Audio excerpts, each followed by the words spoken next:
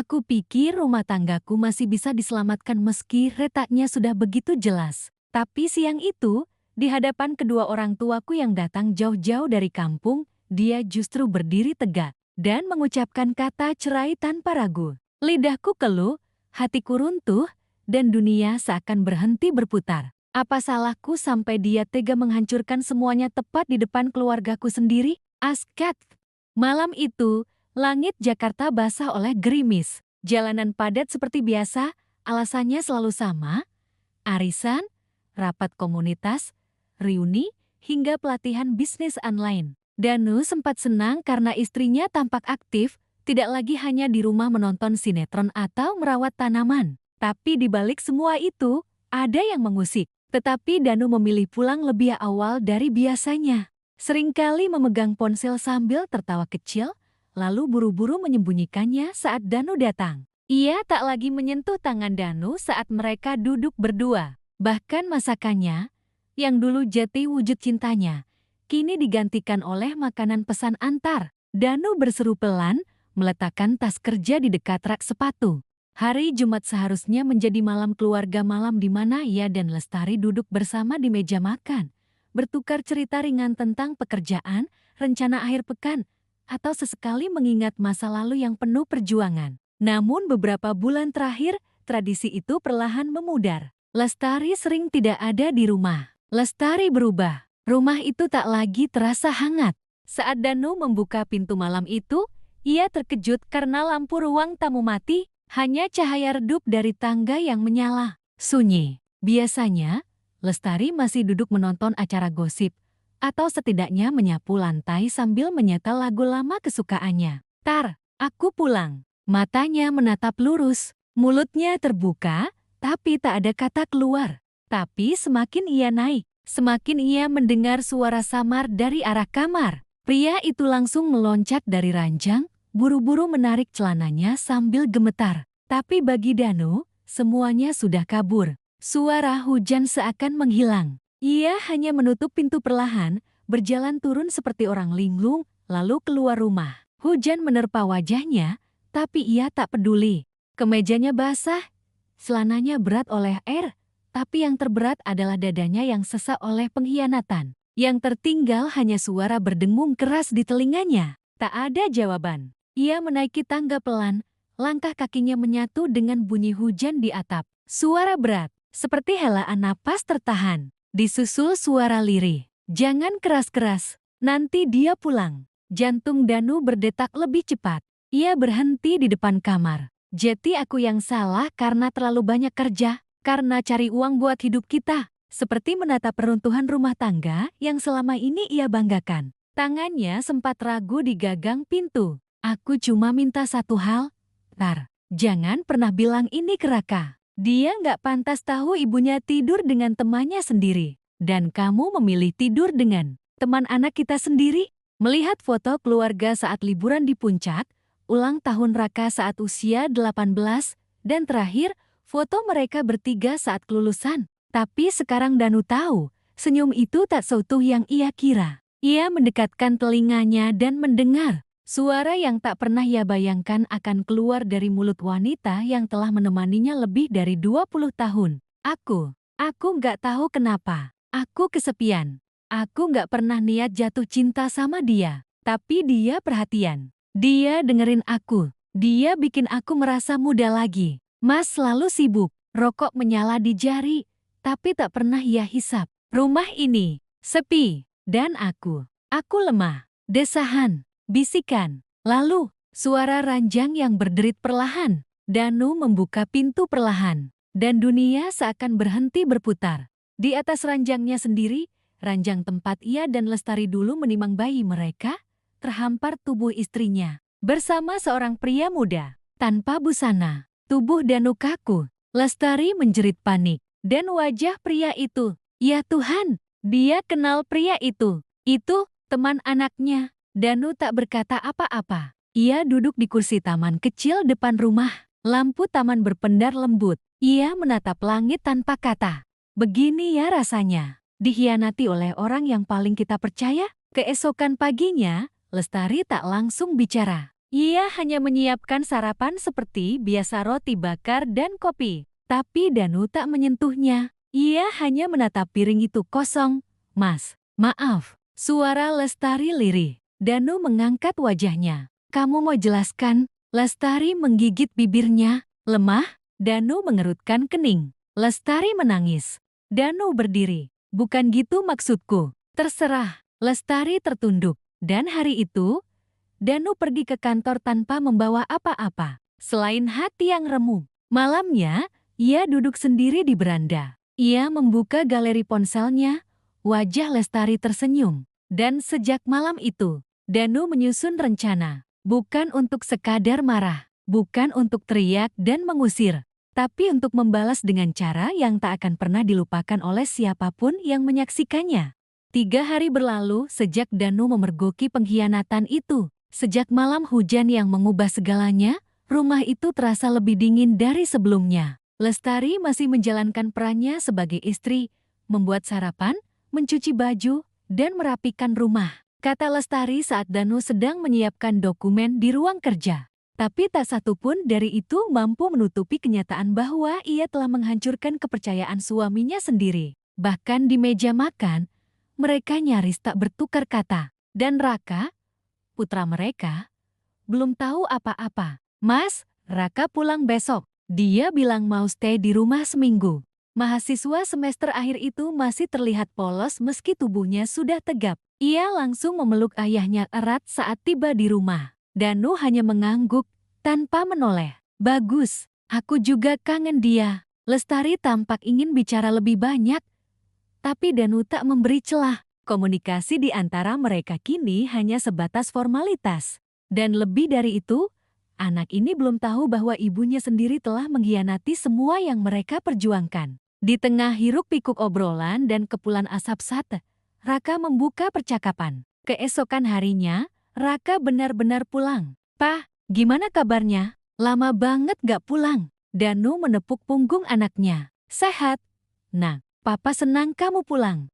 Ia berusaha tersenyum, tapi hatinya bergetar. Saat melihat wajah anak itu, Danu teringat bahwa teman Raka lah yang merusak rumah tangganya. "Aku kenalin temenku ya nanti, Pak. Namanya Adi. Dia yang sering bantuin aku ngerjain tugas akhir. Orangnya baik banget. Kadang suka ngajak aku main ke rumah dia juga." Dan kini, Raka menyebut namanya dengan penuh pujian. Malam harinya, Raka mengajak Danu makan berdua di warung kaki lima favorit mereka. "Pak, aku mau cerita sesuatu." Ia berjalan ke ruang kerja, duduk sendiri di depan laptop. Jari-jarinya mengetik nama Adi di pencarian media sosial. Muncullah beberapa unggahan yang saling ditandai dengan akun Raka. Beberapa foto menunjukkan Adi di rumah mereka saat arisan keluarga. Bahkan ada satu video singkat. Raka tersenyum malu. Danu membeku. Tapi hubungan terlarang yang mereka rawat di balik punggungnya. Dan satu lagi, ini pria yang ingin saya pastikan. Adi, dia mahasiswa, teman anak saya, ucap Danu menyerahkan foto dari ponselnya. Siapa menghubungi siapa? Kemana mereka pergi? Bahkan kalau bisa, saya ingin rekaman. Adi, nama itu seperti tamparan keras di telinga. Adi adalah pria muda yang ia lihat di atas ranjang bersama Lestari, teman kuliah Raka, sahabatnya, bahkan semua tabungan yang ia simpan untuk investasi, kini ia relakan demi satu hal, kebenaran. Dia juga lagi dekat sama cewek katanya. Lalu ada video rekaman mereka masuk ke sebuah penginapan kecil bukan hotel mewah, tanpa suara, tanpa emosi meledak-ledak, hanya matanya yang memerah dan rahangnya yang mengeras. Tapi cukup jelas mereka tak sedang ngobrol soal tugas. Tapi pandangan matanya menyapu tubuh Lestari sesaat sebelum Raka datang. Dan Lestari yang melihat itu tak sedikit pun merasa risih. Tapi nggak pernah mau bilang siapa. Tambah Raka santai. Danu menggenggam sendok lebih erat. Hatinya bergetar hebat. Tapi ia tetap tersenyum. "Kamu percaya semua orang yang kamu anggap teman. Itu tulus." "Wah, hebat tuh Adi," ucap Danu, pura-pura biasa. Di dalam dadanya, badai berkecamuk. Bagaimana mungkin anakku begitu percaya pada teman yang tidur dengan ibunya sendiri? Malam itu, Danu tak bisa tidur. Ia tak tahu bahwa orang yang ia ajak makan malam bersama adalah orang yang membuat ayahnya hampir hancur secara batin. Bro, Adi lagi makan masakan Tante Lestari nih?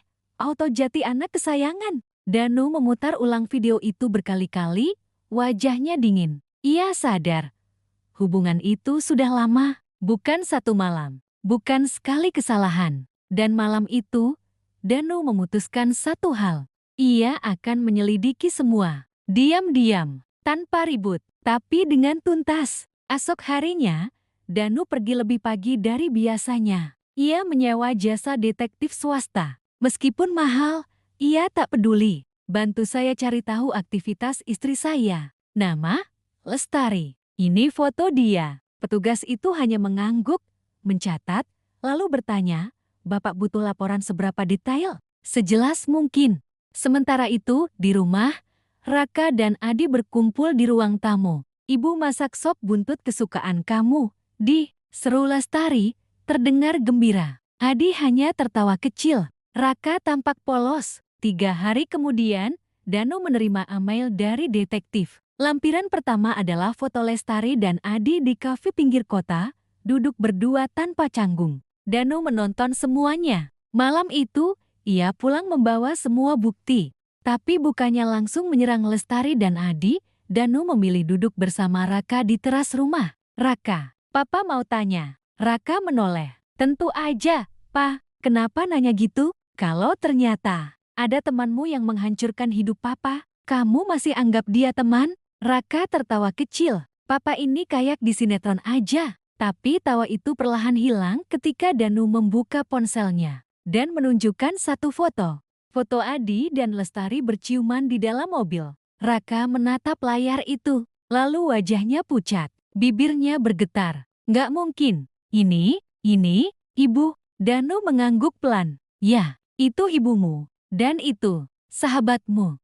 Sejak malam itu, rumah mereka tak pernah lagi sama. Bukan hanya karena rahasia terbongkar, tapi karena kini ada 2 hati yang terluka di bawah satu atap. Ia tahu, luka anaknya bahkan lebih dalam. Raka bukan hanya dihianati sebagai anak, tapi juga sebagai sahabat. Tapi tak satu pun dari itu sampai ke tangan anaknya. Danu dan Raka ayah dan anak sama-sama patah oleh pengkhianatan dari orang yang mereka percayai seumur hidup, Lestari. Raka mengurung diri di kamar 2 hari penuh. Tak keluar, tak makan, tak bicara. Danu menghormati itu. Sementara itu, Lestari masih belum tahu bahwa semuanya telah terungkap.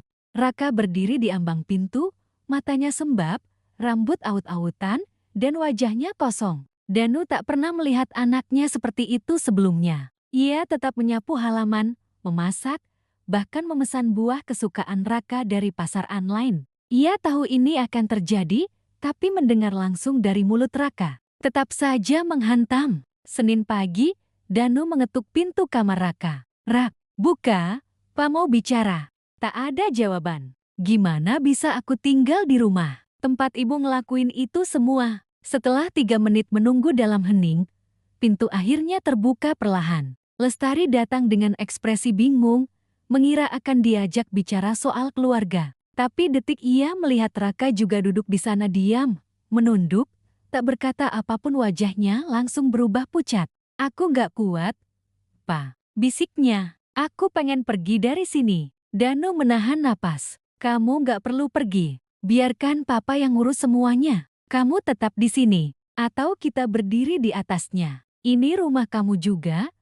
Ujar Danu, menepuk bahu anaknya. Raka menunduk. Kapan kalian mulai? Kemana kalian pergi? Bahkan di mana kalian menginap? Aku punya bukti semuanya. Danu menggenggam bahunya lebih kuat. Dengar, nah, kita nggak bisa mengubah masa lalu. Tapi kita bisa memilih. Biarkan itu menghancurkan kita. Raka mengangguk perlahan. Tapi luka di matanya belum sembuh. Sore harinya, Danu akhirnya memanggil Lestari ke ruang tamu. Kenapa kamu pilih teman dia sendiri untuk ngelakuin semua itu? Tangisnya pecah. Nah, ibu nggak pernah niat hancurin kamu. Ibu kesepian. Dan Adi, dia datang di saat ibu rapuh. Dia perhatian. Dan ibu lemah. Ia duduk di sofa, wajahnya tenang. Bahkan lebih buruk dari teman-teman kampusku yang suka main perempuan. Ada apa ini, Mas? Tanyanya pelan. Air matanya jatuh, tapi tak ada satu kata pun keluar dari mulutnya. Danu menghela napas. Kamu tahu Adi? Lestari menelan ludah. Tentu, dia teman Raka. Danu menatap lurus. Dan juga, selingkuhan kamu. Lestari langsung berdiri, panik. Mas, dengerin aku dulu. Itu cuma duduk. Suara Danu terdengar datar tapi tegas. Ia bisa saja menceraikan Lestari saat itu juga, tapi ia belum melakukannya. Bukan karena masih cinta, bukan karena lemah. Dan dipanggil oleh dekan karena dugaan hubungan tidak pantas dengan istri orang. Semua mahasiswa tahu. Bahkan beberapa akun gosip kampus mulai menuliskan inisial lebar dan A dengan cerita yang mirip kejadian sebenarnya. Tapi karena ia ingin mengembalikan harga dirinya dengan cara yang berbeda, Lestari perlahan duduk kembali. Ia melirik Raka yang masih tak mau menatapnya. Aku udah tahu semuanya. Lestari mulai menangis. Aku salah, Mas. Aku nyesal. Aku bodoh. Danu tak menjawab. Ia hanya menoleh ke Raka. Sekarang, kamu jelaskan semuanya ke anakmu. Ia mencantumkan nama asli, profil Adi, dan menyisipkan beberapa tangkapan layar serta dokumentasi pribadi. Danu tahu, Adi sedang mengincar program magang luar negeri dan butuh rekomendasi dari dosen tersebut. Lestari menoleh ke Raka. Raka tetap diam. Tapi bukan sekadar bangkit. Ia akan jati pria yang bahkan Lestari pun tak akan pernah bisa raih kembali. Lestari mencoba memegang tangan Raka. Tapi Raka menepisnya pelan. Bu, jangan sentuh aku. Lestari terdiam. Matanya semakin bengkak. Aku pikir ibu adalah sosok paling kuat dan setia. Aku bangga sama ibu. Tapi ternyata, ibu cuma manusia biasa. Kalimat itu seperti tamparan keras bagi Lestari. Ia terjatuh duduk di lantai, tubuhnya gemetar. Malamnya, Danu duduk di kamar sambil menatap jendela. Ia tahu, ini belum selesai. Ia membuka laptop, lalu mengetik email dengan subjek tawaran kerjasama proyek kemanusiaan kampus universitas terkemuka. Isi email itu ditujukan kepada salah satu dosen pembimbing Adi. Dan Danu tahu, semua itu akan hancur saat rekam jejaknya dibuka. 3 hari kemudian, kabar itu sampai ke telinga Raka. Adi dikeluarkan dari program magang, dibekukan dari kelas. Adi menghubungi Raka berkali-kali, tapi tak pernah dijawab. Ia bahkan datang ke rumah, tapi Danu sendiri yang membukakan pintu. Kamu nggak punya tempat lagi di rumah ini. Jangan coba-coba dekat sama anak saya lagi. Dan satu hal lagi, Adi. Danu mendekat. Kamu mungkin pintar, tapi kamu lupa. Saya lebih berpengalaman dalam menghadapi pengkhianat. Adi hanya tertunduk, lalu pergi, dan tak pernah muncul lagi. 1 minggu berlalu. Lestari tak lagi punya ruang bicara di rumah. Raka bahkan pindah ke rumah tantenya sementara waktu. Danu sendiri mulai hidup seperti biasa, namun kali ini dengan tekad baru. Ia akan bangkit. Pagi itu, Danu menatap cermin dengan pandangan baru. Wajah yang ia lihat masih sama. Ada kerutan di sekitar mata, uban mulai tumbuh di sisi pelipis, dan kulit yang tak secerah dulu. Tapi di balik semua itu, ada sorotan mata yang lebih tajam. Sorotan mata seorang pria yang telah kehilangan, tetapi tak mau tinggal dalam kehancuran. Tapi membuktikan bahwa ia bisa berdiri lebih kuat setelah dikhianati. Itulah caranya mengembalikan harga diri. Ia tahu, menyimpan dendam tak akan menyembuhkan luka. Danu mulai dari hal paling dasar. Tubuhnya, bangun pukul 5 pagi setiap hari, jogging keliling kompleks, kadang lanjut ke gym kecil yang jarang ia sentuh selama bertahun-tahun. Awalnya berat, nafas tersengal, lutut terasa ngilu. Tapi setiap tetes keringat menghapus sedikit demi sedikit rasa marah dalam dirinya. Ia kembali berolahraga. Tubuhnya mulai kembali terbentuk. Pipi yang semula agak kendur mulai mengencang. Otot di lengan kembali terlihat. Ia juga mulai lebih memperhatikan penampilan. Baju kerja lama yang lusuh ia sumbangkan digantikan kemeja-kemeja baru, potongan rambut lebih rapi, dan sepatu kulit yang mengilap. Lestari memberanikan diri bertanya, "Mas, kamu berubah banyak sekarang." Aku senang.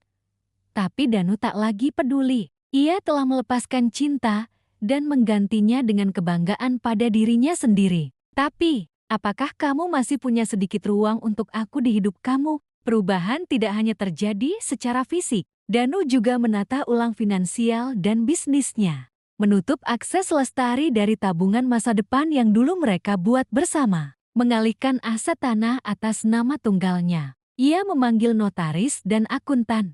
Dalam waktu singkat, nama Danu mulai diperbincangkan di kalangan wirausaha muda. Saya lihat Bapak muncul di IG Reel sebagai pembicara webcam. Hebat banget. Saya punya ide kerjasama. Tertarik. Semua ia atur dengan teliti, tanpa emosi. Awalnya bicara soal proyek, kemudian berkembang jati percakapan yang lebih dalam. Tentang keluarga, tentang jatuh bangun kehidupan, bahkan luka yang tak bisa dilihat mata. Tapi perubahan itu bukan untuknya. Bahkan tak sedikit pun mengarah padanya. Itu kalimat paling jujur yang pernah aku dengar. Bukan karena ingin menghancurkan, tapi karena ingin membentengi diri. Ia sadar. Pria itu bukan sekadar bertahan, tapi bangkit. Hubungan mereka menjadi lebih kuat. Mereka mulai sering berbincang di meja makan, tertawa, bahkan kadang menghabiskan malam dengan diskusi bisnis. Semakin ia sadar, ia telah kehilangan pria terbaik yang pernah mencintainya. Ia bukan lagi suami yang sabar sampai diinjak harga dirinya. Ia kini adalah pria dewasa, matang, berkelas dan yang terpenting, tak lagi dikendalikan oleh masa lalu. Reputasinya hancur. Ia dibenci rekan sekelas dan dicap pengganggu rumah tangga orang. Sementara Danu semakin bersinar. Ia melihat itu dari layar ponsel, dari unggahan teman-teman, dan dari ucapan tetangga. Ia memisahkan rekening pribadi dari rekening keluarga. Usia sekitar akhir 30-an, berpenampilan elegan dan cerdas. Ia bicara dengan percaya diri, tapi tak sombong. Danu merasa nyaman, bukan karena Livi menggoda, tapi karena wanita itu menghormatinya sebagai pria, bukan hanya sebagai suami dari seseorang. Aku bangga sama papa. Dulu aku kira papa cuma orang sabar, tapi sekarang, aku lihat papa adalah orang kuat, ujar Raka suatu malam. Ia juga mulai mengembangkan bisnisnya ke dunia digital, menggandeng konsultan muda, membuka channel YouTube edukasi bisnis, bahkan menulis e-book soal pengalaman membangun usaha dari nol. Kamu juga harus kuat. Nah, di dunia ini, gak semua orang yang kita percaya akan tetap setia. Tapi kita bisa tetap berdiri, dengan atau tanpa mereka. Danu yang dulu dikenal sebagai pria sederhana dan bapak rumah tangga biasa, kini jadi narasumber di berbagai seminar. Lestari memperhatikan semuanya dari jauh. Ia melihat suaminya berubah. Danu kini pulang larut malam, kadang keluar kota. Ia selalu rapi, ramah, tapi dingin pada Lestari. Suatu sore, Danu menoleh dengan pandangan tajam. Aku berubah bukan untuk kamu. Aku berubah karena aku muak jati lelaki yang kamu remehkan. Lestari tercekat. Aku gak akan kasar. Aku gak akan balas dengan menyakitimu secara fisik. Tapi satu hal yang pasti, kamu akan merasa kehilangan selama-lamanya. Lestari menangis. Raka, perlahan, kembali ke rumah. Setelah melihat perubahan ayahnya, Pa, Danu menatap anaknya. Suatu malam, Danu menerima pesan WhatsApp. Isinya dari seorang wanita bernama Livie. Ia adalah mantan rekan kerja yang kini menjadi konsultan branding. Dulu, mereka pernah bekerja sama di proyek kecil. Mas Danu tersenyum kecil. Bukan karena pesan itu saja, tapi karena semesta seperti sedang membukakan jalan baru baginya. Pertemuan pertama dengan Livie terasa menyegarkan. Livie adalah wanita tangguh, mereka bertemu 2 kali lagi. Suatu malam, Livie bertanya pelan, Mas Danu, pernah merasa kehilangan yang gak bisa dijelaskan? Danu tersenyum kecil. Aku gak kehilangan barang, tapi aku kehilangan seseorang. Bahkan ketika dia masih ada di sebelahku. Livie menatapnya lama. Kehidupan Danu kini benar-benar berubah. Ia bukan lagi pria lugu yang diam saat dihancurkan. Di sisi lain, Lestari mulai merasakan kehampaan. Adi menghilang, dan semakin ia melihat.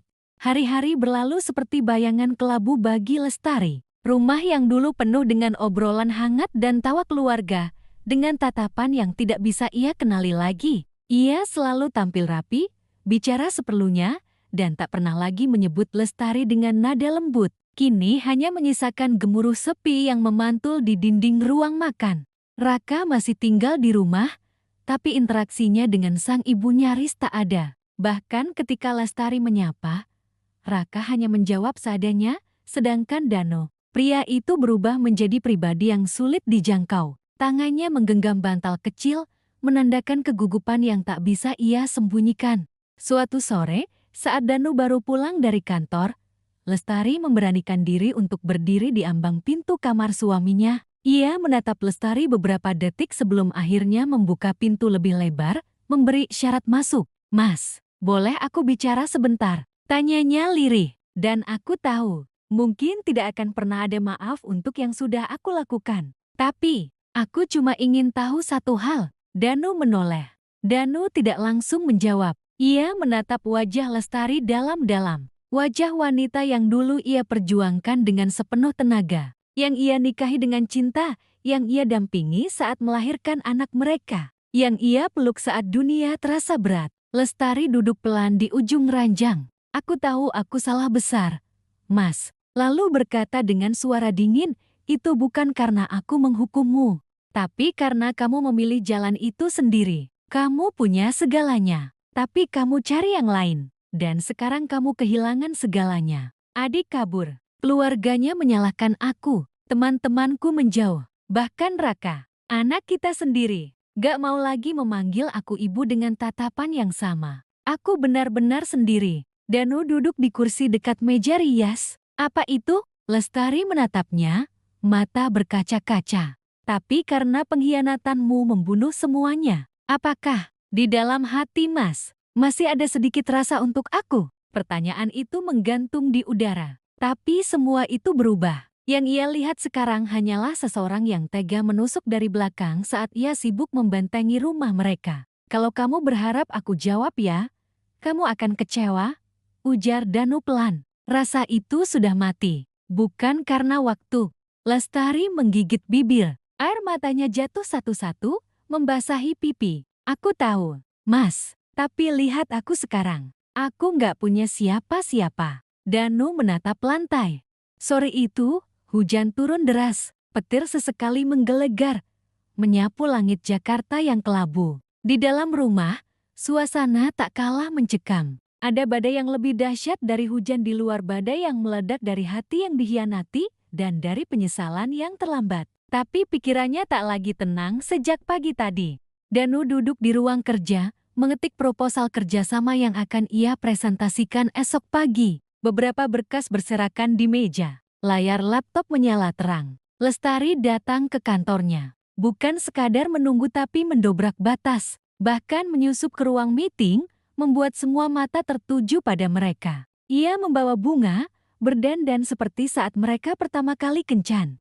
Suaranya gemetar, tapi cukup keras untuk memecah profesionalisme ruangan itu. "Danu, aku mohon, kembalilah ke aku," katanya di depan kolega dan klien Danu. Danu tak bicara saat itu. Ia hanya menunduk, lalu berjalan keluar. Ia tahu, batasnya hampir habis. Kini, malamnya, Lestari kembali mengetuk pintu ruang kerja. "Mas, aku perlu bicara, sekali ini saja."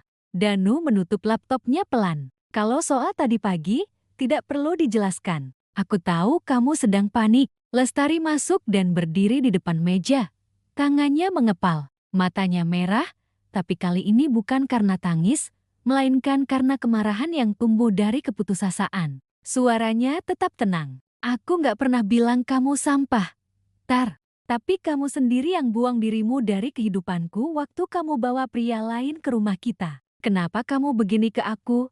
Mas, aku sudah minta maaf, aku sudah mengaku, aku sudah ditinggal semua orang. Adi sudah pergi, aku hancur. Tapi kamu tetap bersikap seolah aku ini cuma sampah." Danu berdiri perlahan. "Tapi sekarang, aku mencintai hidupku justru karena kamu bukan bagian utuhnya lagi. Apa kamu gak bisa lupakan itu? Apa kamu mau aku sujud sekarang? Cukup tunjukkan bahwa hidupku bisa jauh lebih tenang tanpa kamu." Entah dari mana bocornya, tapi semua ibu-ibu pengajian mulai menjauh. Grup WhatsApp keluarga tak lagi merespons sapaan Lestari. Tapi Livi adalah satu-satunya orang yang bisa membuat Danu merasa dihargai tanpa harus berpura-pura kuat. Ia diasingkan. Raka juga di sana, meski duduk sedikit jauh, mendengarkan dalam diam. Bahkan dari dunia yang dulu membanggakan keberadaannya. Ini bukan soal sujud atau minta maaf. Ini soal kepercayaan yang udah kamu hancurkan sendiri. Lalu kamu kenapa? Sekarang kamu deket sama wanita lain. Siapa dia? Ia hanya menunduk, lalu berdiri dan masuk ke kamarnya. Tapi sebelum pintu tertutup, ia sempat berkata lirih, "Livi, uang bulanan juga tetap jalan sampai kamu bisa berdiri sendiri. Tapi sebagai suami, aku selesai. Kamu balas aku begitu caranya?" Danu menatap Lestari, dingin. "Aku nggak perlu balas kamu." Lestari menangis histeris. Ia terduduk di lantai, menggenggam ujung celana Danu.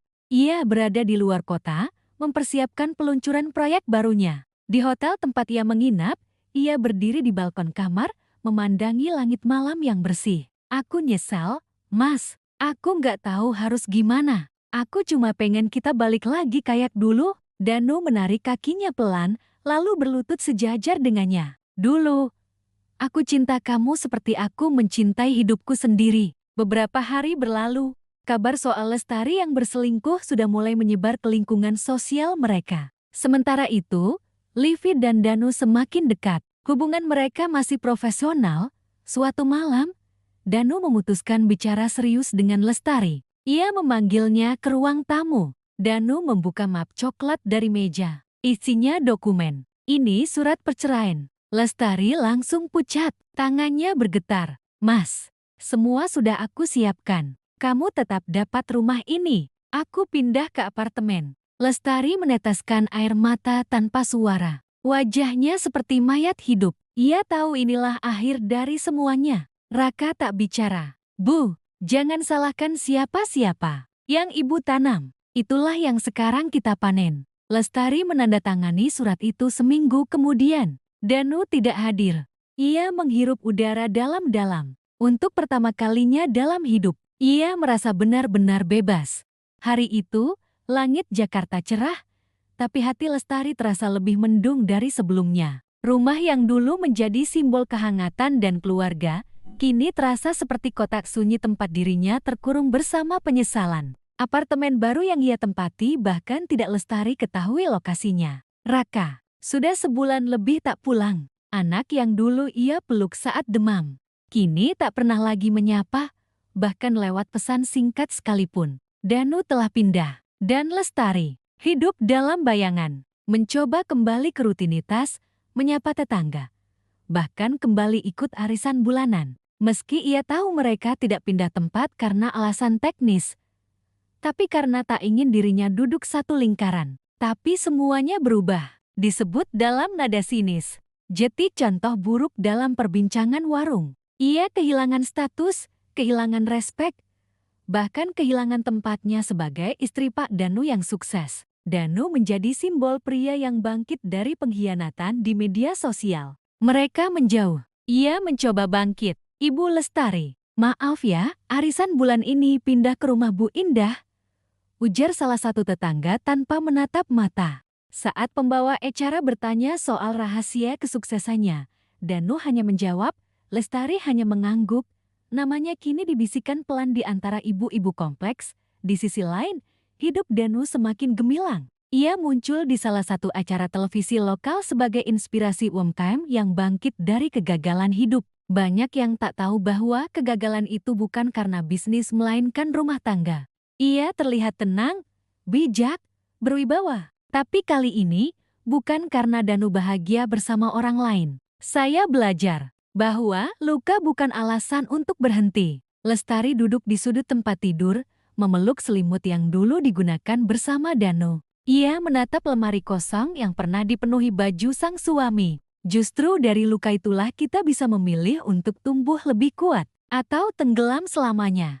Kata-kata itu menyebar viral, dan aku pantas menerima ini semua. Dan Lestari hanya bisa menontonnya dari layar ponsel, dengan mata sembab dan dada sesak. Tapi karena ia akhirnya benar-benar menyadari, penyesalan tidak datang saat kita kehilangannya, tapi saat kita sadar kita tak pantas memilikinya kembali. Suatu sore, ia memberanikan diri menghubungi Raka lewat pesan singkat.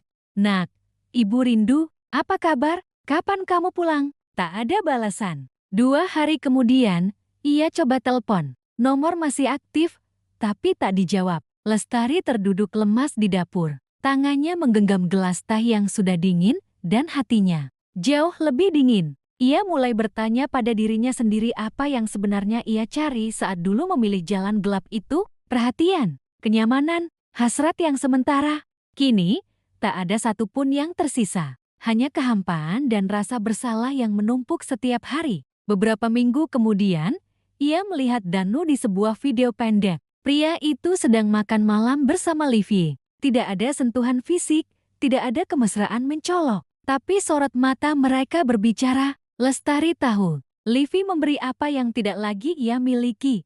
Rasa hormat, rasa sakit kembali menghantam. Melainkan karena Danu bahagia tanpa dirinya. Suatu malam, hujan kembali turun deras. Dan untuk pertama kalinya, ia berbicara keras dalam kesendirian. "Ya Allah, aku salah. Aku menghancurkan orang yang mencintaiku sepenuh hati. Aku kehilangan suami terbaik. Aku kehilangan anakku." Tangisnya pecah, tak tertahankan. Tapi kali ini, bukan hanya karena sedih. Waktu menyembuhkan luka, tapi tidak menghapus bekasnya. Danu tahu itu, ia masih ingat malam-malam saat hatinya koyak. Ia ingat jelas wajah Lestari yang menangis, suara Raka yang bergetar, dan dirinya sendiri, yang dulu hanya bisa terdiam menahan pilu. Tapi hari ini, semua terasa berbeda. Bukan karena ia melupakan, tapi karena ia sudah tidak lagi menyimpan beban di dadanya. Pagi itu, Danu bangun di apartemen barunya yang sederhana tapi nyaman. Matahari masuk dari jendela besar. Di meja kecil, ada 2 cangkir kopi dan sebuket bunga kecil dari Livie. "Good luck untuk presentasimu hari ini, El." Danu tersenyum kecil. Ia mencoba bangkit, ikut pengajian, menjahit pesanan jilbab kecil-kecilan, bahkan mencoba terapi diri. Tapi tetap saja, bayangan masa lalu menggigitnya dari belakang. Hidupnya kini terasa ringan. Tak lagi perlu pura-pura tegar. Ia telah menjadi versi dirinya yang paling kuat. Sementara itu di rumah lama, Lestari duduk sendiri di ruang keluarga. Ada foto saat ulang tahun Raka yang ke-17. Danu menggenggam bahunya, tersenyum hangat. Di sebelahnya, Lestari tertawa lepas. Semua tampak sempurna. Angin lembut menyapa, dan kota terlihat gemerlap di bawah sana. Hampir 2 bulan sejak perceraian mereka disahkan, dan hari-hari sepi tak kunjung reda. Ia membuka galeri ponsel, menatap foto keluarga yang pernah utuh, lalu menjawab, "Pernah. Kalau suatu saat kamu siap, aku akan tetap di sini. Tapi sekarang, aku takut lebih besar jika hidup tanpa rasa cinta." Tapi ia masih menyimpan secerca harapan bahwa mungkin suatu hari ada satu pesan pendek dari Raka, atau satu sapaan dari Danu, rekan, pendengar. Dan kini perlahan-lahan, seseorang yang memberi warna baru di hidupnya. Sebuah foto beredar di media sosial. Danu dan Livie tersenyum bersama di seminar besar nasional. Keterangan foto itu berbunyi, "Mas Danu dan Bu Livie bangkit dari luka, bangun masa depan sempurna." Sebelum ia merusaknya sendiri, publik mulai menyandingkan mereka sebagai duo inspiratif pria dan wanita tangguh. Danu kembali menjalani rutinitas barunya. Ia makin sibuk sebagai pembicara seminar, mentor bisnis, dan kini merambah podcast inspiratif bersama Livie. Namun bagi Danu, Livie bukan pelarian. Ia adalah teman. Suatu malam sepulang dari seminar di Bandung, Danu dan Livie duduk berdua di rooftop hotel. Bahkan saat papa merasa tak layak dilihat siapapun, Livie menatap Danu, lalu bertanya pelan, tidak dipamerkan, hanya sekadar perkenalan kecil pada orang-orang terdekat. Di restoran kecil yang tenang, mereka duduk bersama. Danu tampak santai, tidak tegang. "Mas Danu, kamu pernah takut mencintai lagi?" "Aku tahu, Pa. Aku bisa lihat dari cara papa bicara tentang dia. Dan satu-satunya cara bertahan adalah menerima kenyataan, serta belajar memaafkan diri sendiri." Danu terdiam sesaat. Ia ingin membangun semuanya dari awal dengan pondasi yang sehat, kuat, dan jujur. Aku justru lega. Papa pantas bahagia setelah semua yang Papa lewati. Penuh perjuangan. Ia pindah dari rumah besar yang menyakitkan dan menempati rumah kontrakan kecil di pinggiran kota. Ia menjahit, mengajar mengaji anak-anak tetangga, dan lebih banyak menghabiskan waktu dengan kesunyian. Livi tersenyum. Di sisi lain, Lestari mulai kehilangan kekuatan untuk menunggu. Ia tahu Danu tak akan kembali. Ia tahu Raka sudah memilih jalannya sendiri. Namun waktu terus berjalan, dan semua tetap diam. Suatu pagi, Lestari menerima kabar dari tetangganya. Duet mentor paling inspiratif tahun ini. Lestari menatap lama foto itu. Dan untuk pertama kalinya, ia tidak menangis. Ia hanya tersenyum kecil, getir, lalu berkata pada dirinya sendiri. Dia benar-benar telah pergi. Beberapa hari kemudian, Danu menghubungi Raka. Ayo makan malam. Nak, Papa ada sesuatu yang ingin dibicarakan. Raka mengangguk. Papa sedang serius dengan Livi. Bukan karena dia cantik atau pintar, tapi karena dia bisa lihat Papa. Raka menatap ayahnya. Danu tertawa kecil. Kamu gak keberatan? Raka menggelang. Beberapa minggu kemudian, Danu dan Livi resmi menjalin hubungan lebih serius. Tidak diumumkan besar-besaran. Danu tidak ingin cinta barunya dibangun dari luka lama. Lestari pun mulai melanjutkan hidup pelan. Namun kali ini, ia tidak lagi berharap pada yang pergi. Ia tahu, ia telah menghancurkan sesuatu yang tak bisa dibangun kembali.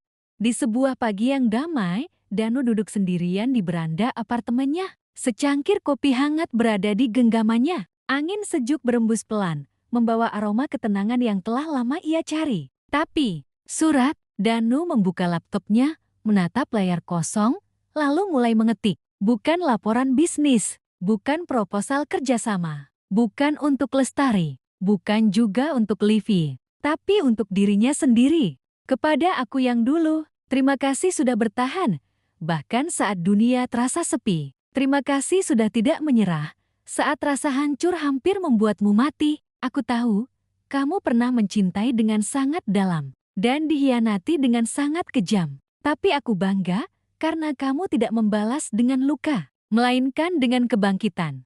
Aku tidak akan menghapus masa lalumu, tidak akan berpura-pura bahwa semua itu tidak pernah terjadi. Karena justru, luka itu yang membentukku hari ini. Luka itu yang membuatku belajar tentang batas, harga diri, dan pentingnya menghargai diri sendiri. Dan kepada cinta lama yang pernah aku jaga, aku tidak benci kamu lagi. Aku tidak ingin kamu terluka. Aku hanya ingin kamu tahu bahwa aku telah selesai dengan masa lalu dan telah berdamai dengan kenyataan. Aku kini berjalan bukan untuk kembali, tapi untuk melanjutkan. Danuya menghela nafas panjang, meletakkan laptop, lalu berdiri dan membuka jendela lebar-lebar. Jakarta yang bising terdengar samar di kejauhan, tapi di dalam hatinya hanya ada suara tenang. Hari ini, Danu akan mengisi seminar motivasi di kampus ternama. Bersama Livi, mereka diundang untuk membahas bangkit dari kehancuran hidup. Sebelum berangkat,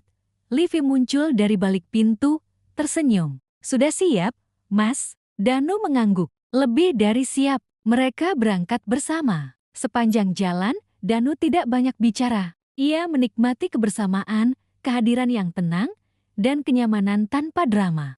Di sisi lain, Lestari menatap kalender di dinding rumah kontrakannya. Hari itu tepat 1 tahun sejak Danu menceraikannya. Ia menulis catatan kecil di buku hariannya.